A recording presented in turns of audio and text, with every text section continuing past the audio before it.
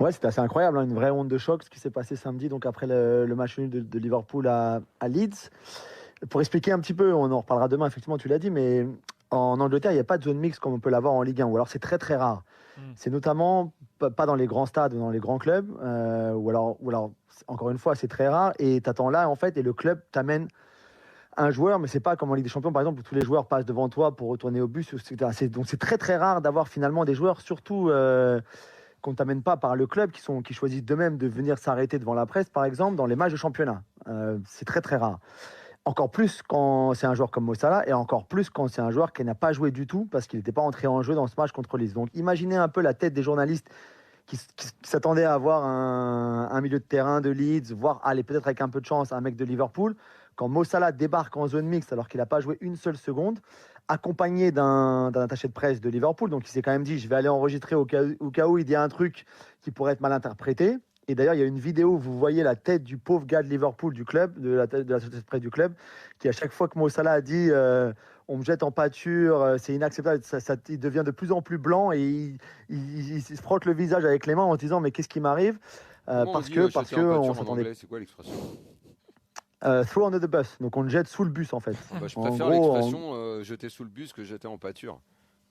ouais, moi aussi je suis d'accord avec toi. Ouais, Je suis d'accord avec plus toi. parlant. Plus dangereux sous le bus qu'en pâture. C'est plus dangereux aussi. Ok. Et c'est vrai que Mo Salah, alors je pense qu'il avait beaucoup de choses à dire.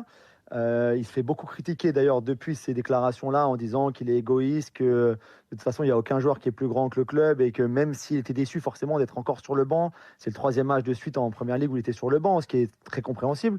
Il n'a pas l'habitude, comme il l'a expliqué lui-même, mais qu'à un moment, dans la situation dans laquelle le club est actuellement, l'équipe est actuellement, qu'il ramène tout à sa personne à lui et que lui ne soit pas content alors que les résultats du club sont pas bons, que l'équipe ne joue pas bien. C'est vrai que les gens n'ont pas beaucoup apprécié. C'est surtout bon, que les gens apprécient pas, évidemment, je le comprends. Bon, c'est évidemment une énième histoire de triste fin de la star qui aurait pas dû prolonger, qui a prolongé et qui aboutit à quelque chose qui m'étonne toujours dans ces cas-là. C'est le peu de lucidité. Parce que finalement, ce qui est choquant dans cette histoire, c'est qu'il a aucune lucidité.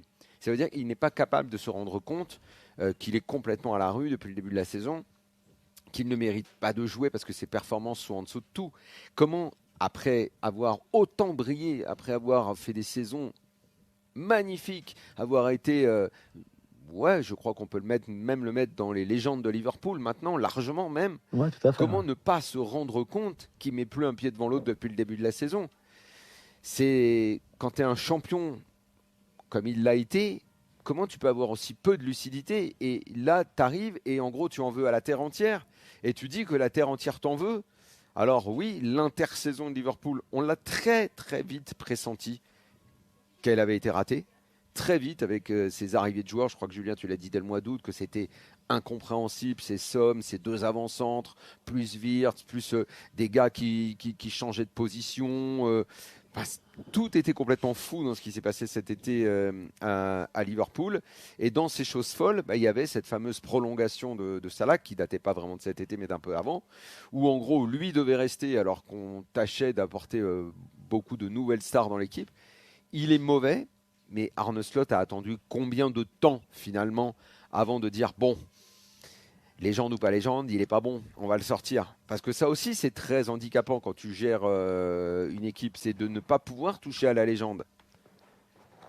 Ouais, bien sûr, Ça, c'est le vrai problème aussi. Et lui ne se rend pas compte qu'il ouais, n'a pas été bon. Parce que pour dire qu'on l'a jeté sous le bus et tout, ça veut dire que lui, il pense encore qu'il est bon. Et après, il y a un autre ouais, truc. il dit aussi, je moi, suis pas le Julien, problème. il y a juste un truc dans ce que j'ai lu Alors, il faut qu'il a qu'il nous dit. dise c'est quoi le problème. Il a dit un truc dingue. Il a dit les promesses n'ont pas été tenues. Mais quelle promesse? Oui, c'est bien ça. Ouais. C'est là où je veux revenir sur ton manque de lucidité. C'est que ça veut dire quel est le coach ou l'équipe ou le président qui peut te promettre d'être titulaire quel que soit ton niveau de jeu. Ça n'existe pas et heureusement.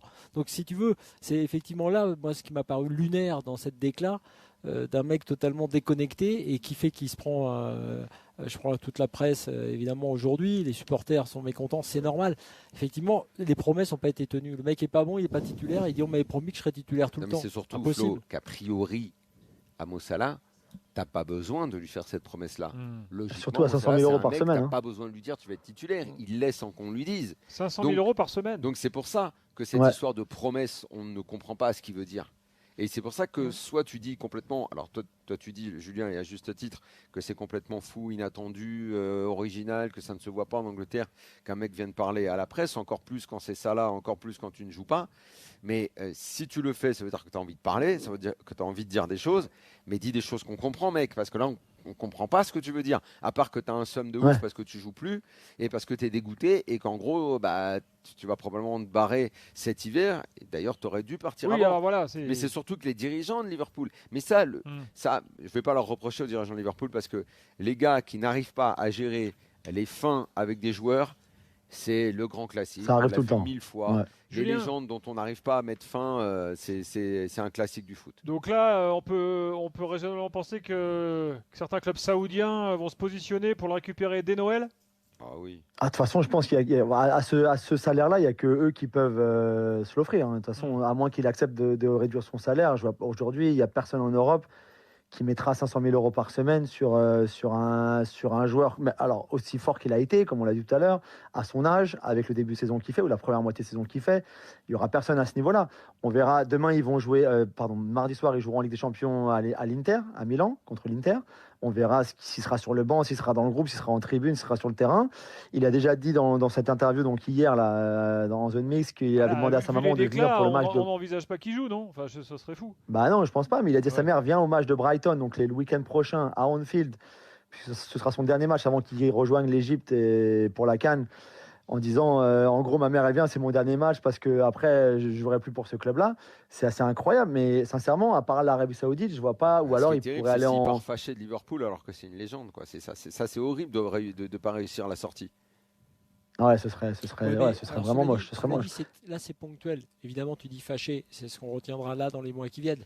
Mais quand dans 10 ans, 15 ans, tu en parleras de Liverpool, tu vas zapper cet épisode-là. C'est quand même bien sûr. C'est triste. Ils le recevront, les standing ovation. Évidemment, il la mérite. Oui, mais c'est quand même dur de terminer avec des phrases comme ça. Et tout le public a dû être choqué. Et bon, moi, c'est vrai que c'est pas la même chose. S'il était venu devant les journalistes en disant, écoutez, cette situation, ça me rend triste. Je suis malheureux, je suis pas bien, machin.